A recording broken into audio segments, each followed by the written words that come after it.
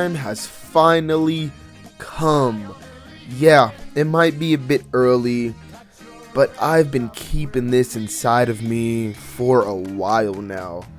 Wait, I didn't mean it like that. Anyways, Rocket Raccoon he's my favorite MCU character, outside of Spider-Man, of course. But I also think he's the most underappreciated. See, people talk about the main Avengers and Doctor Strange and Wanda and Bucky, but no one ever brings up Rocket. Hell, they bring up, Gamora and Peter Quill and other members of the Guardians before they even bring up Rocket.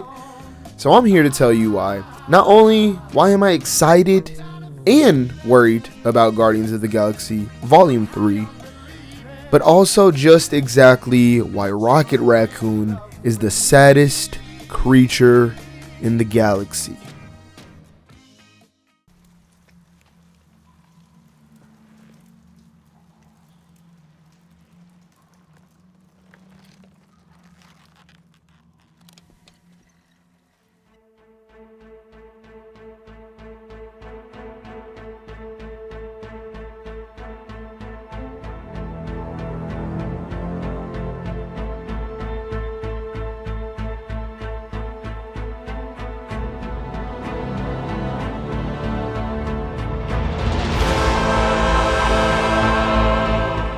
Our first introduction to the character of Rocket Raccoon is him being angry, being rude and careless about the people around him, but we're also introduced to him with his only friend, at least at the time of this introduction. But we'll come back to why Groot being his only friend makes so much sense. We're also introduced to the physical problems that Rocket lives with and how he deals with it. I've had a lot of folks try to kill me over the years. I ain't about to be brought down by a tree and a talking raccoon. Old? What's a raccoon? What's a raccoon? It's what you are, stupid. Ain't no thing like me except me. We also get to see what he looks like under his suit, and this is the first reaction that we get to see.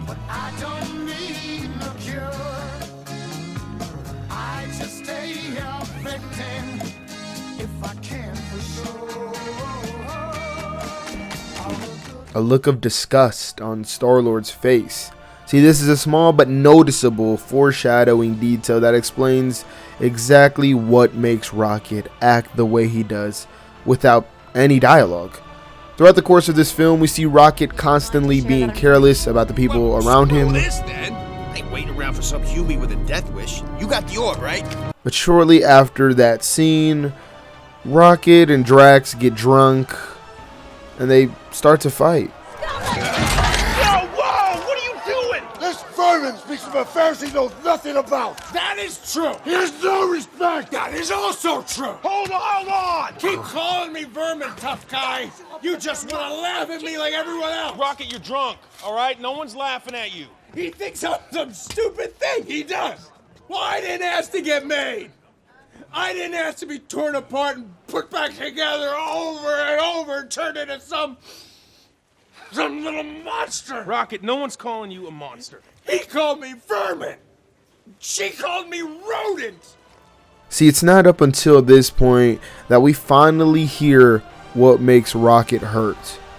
I'm sure you've heard the term drunk words are sober thoughts, or a drunk mind speaks a sober heart, and this is no exception.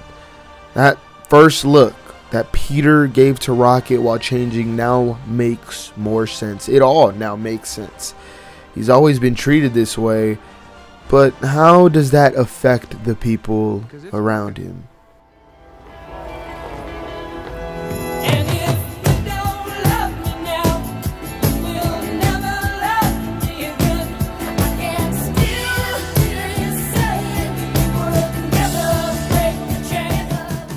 Rocket can be kind of a dick sometimes. You know, they told me you people were conceited douchebags.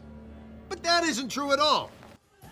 Okay, maybe that was an understatement, but Rocket is someone who has gotten used to this, unfortunately. And it's because of how people have treated him throughout his life. And I've stated previously, Rocket has been called many things, looked at in many ways, and this has built up to be traumatic for Rocket. It's for this reason why he's never really trusted people, and also the reason why he pushes so many people away. He's very scared to let people within his life because he knows how hurtful they can be. I am Groot. I know they're the only friends we ever had, but there's an army of Ravagers around them, and there's only 2 of us. 3.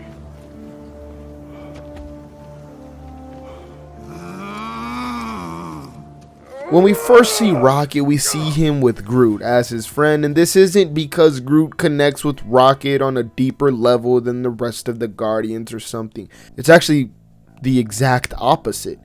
See, while Rocket can understand Groot, Groot doesn't display emotion, nor is he an absolute dick like most of the people that Rocket has come into contact with throughout his life. Groot barely speaks, for that matter, and this is exactly why Rocket is perfectly fine with letting someone like Groot in his life.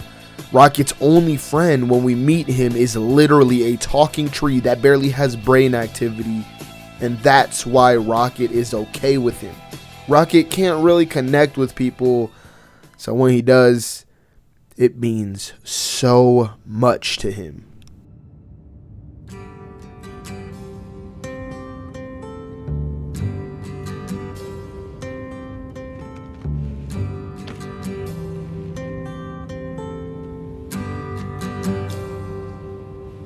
Rocket is just different.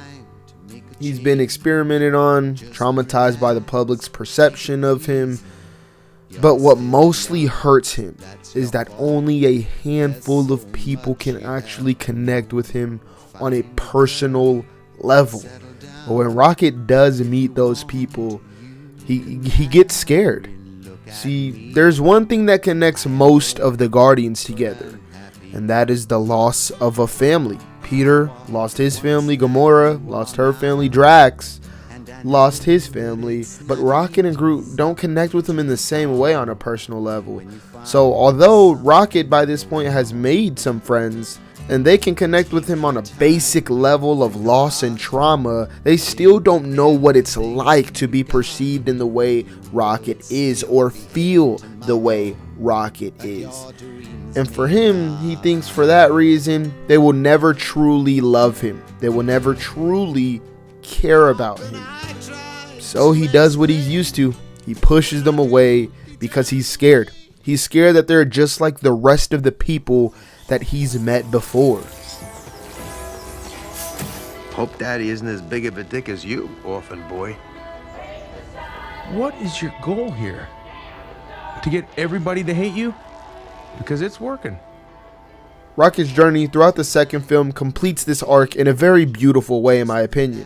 See, during the second act, we get a subplot between Rocket and Yondu. Yondu being someone who has also pushed plenty of people away in his life, most notably Peter Quill. And in this moment, Rocket finally has someone who relates to him on a personal level. And this creates an instant bond for him because it's so rare. He's used to having people or friends around him that don't connect with him. And everyone else, but you can't fool me. I know who you are. You don't know anything about me, loser. I know everything about you.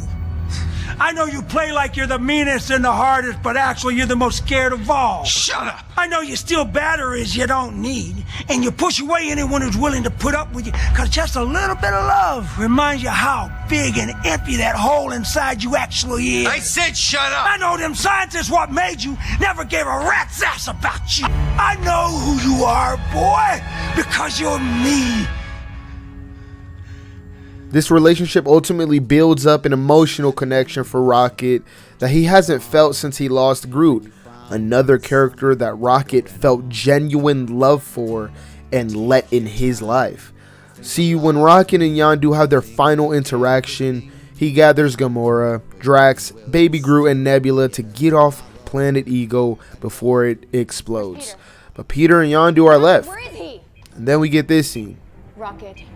Rocket, look at me! Where is he?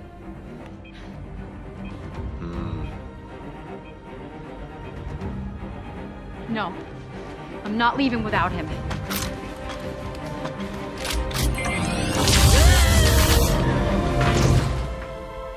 sorry.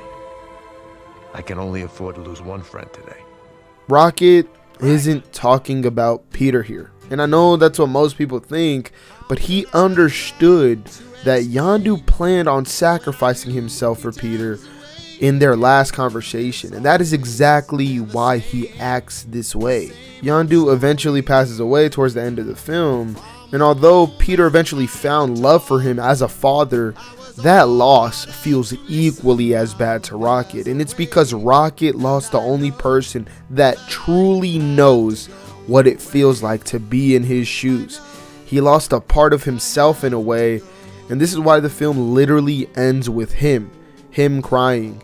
As unfortunate of a loss as this was to Peter, the truth is that Rocket here was hurt the most. See, Peter and Rocket constantly fight with each other throughout this film. And Ego is the villain, but Ego is also a metaphor for Peter overcoming his actual ego. But more importantly, after all the pushing away that Rocket tried with Peter and the rest of the Guardians throughout the course of this movie, they all accept him in the end. Peter himself, who was mostly fighting with Rocket throughout this movie, accepts him in the end. In the words of Rocket himself, He didn't chase him away, No. even though he yelled at him. I was always mean. And he stole batteries he didn't need.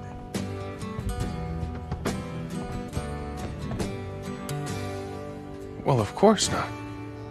this is when Rocket finally lets them within his life.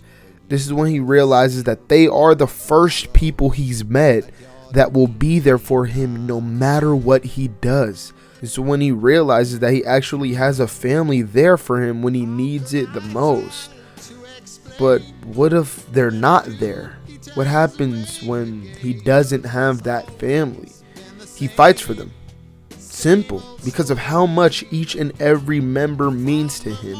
See, the plan in Avengers Endgame does end up being a success, of course, which brings all the people who have dusted back into reality.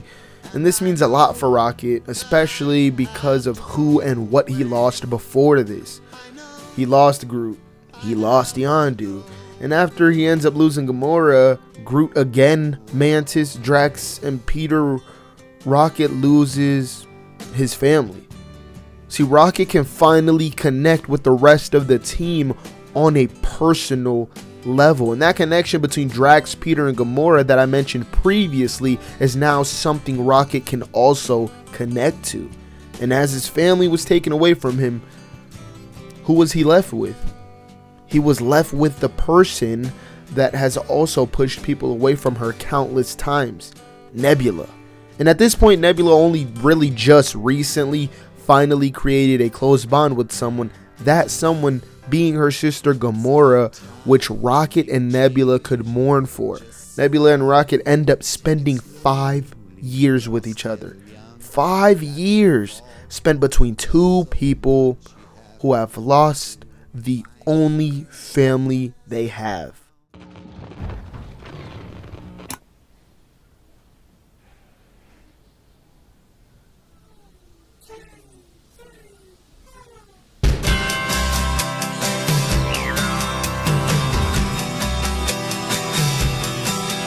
It's sad to know that we are coming to the end. The end of not only this great adventure and huge galactic story that James Gunn has put together, but specifically the journey that we have gone through with Rocket.